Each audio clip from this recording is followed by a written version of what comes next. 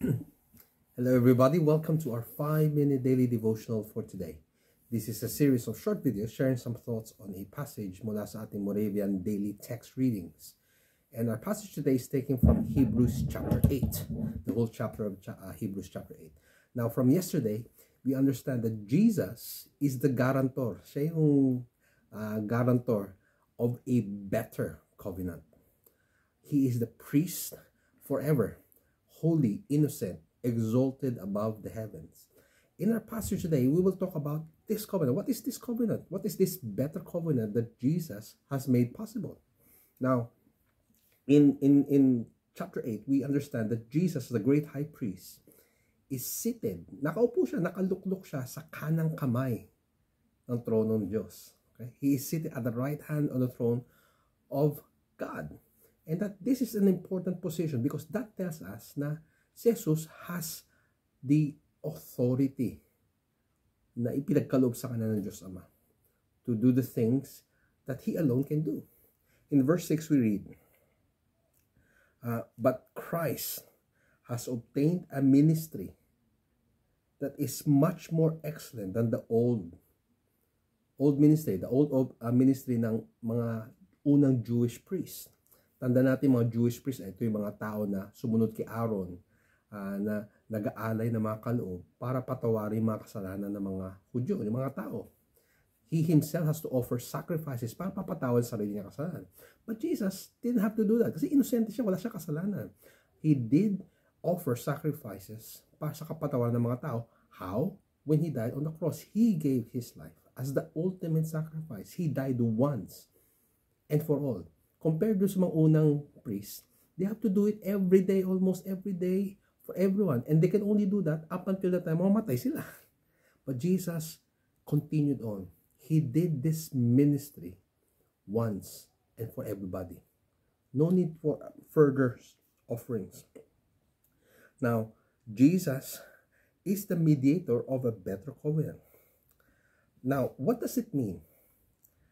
A better covenant is better because it's based on a better promise. A covenant is basically a solemn oath made by God para sa tao. Okay? And this new covenant that Jesus made is based on promises that are far better than the one before. Okay? Now, tanda natin, if the first covenant made with the old Jewish priests was good enough, hindi na dapat pinadala si Jesus para ibigay yung kanyang buhay to execute para sa katuparan itong bagong covenant na tutukoy natin based on the better promises. But it has to be that Jesus has to come in, as we read in verse 9. Verse 8, start with verse 8. For He finds fault with them when He says, behold, the days are coming, declares the Lord, when I will establish a new covenant. This is through Jesus. When I will establish a covenant with the house of Israel and the house of Judah. Referring to, hindi lang yung Jewish people, pero everyone who believes in Christ. That will be the new Israel, the new Judah. Not like the covenant that I made with the fathers, kala Abraham, kala Moses, onwards, on the day when they took them by the hand to bring them out of the land of Egypt. Ito yung panahon na pinalaya sila from Egypt. And the reason the old covenant was not good enough, hindi dahil sa hindi tinupad ng Diyos sa kanyang parte ng usapan. No. The reason is this.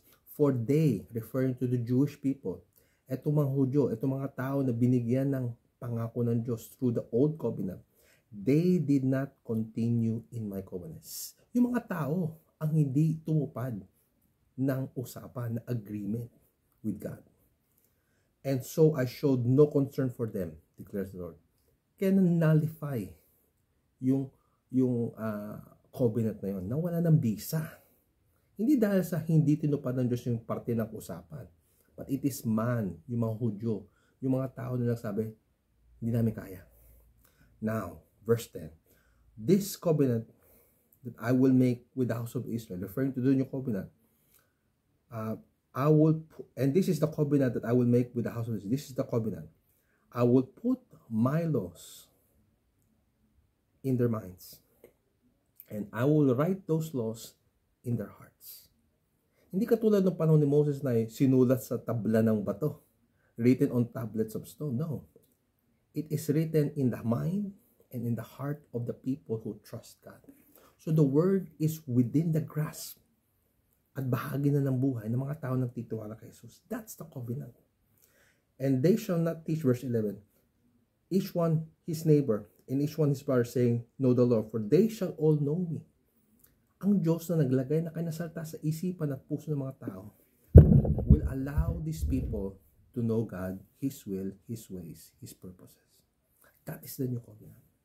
Now, we'll talk about that more in the next few videos. But understand, because of what Jesus did, dahil sa ginawa ni Kristo, meron tayong a new covenant based on better promises, allowing us to understand in our mind and in our heart the Word of God. So, be encouraged. The Word is near you, in our minds and in our hearts, because that's what the new covenant of God has made with us through Jesus Christ. God bless you as you seek out God's Word and live it out in your life.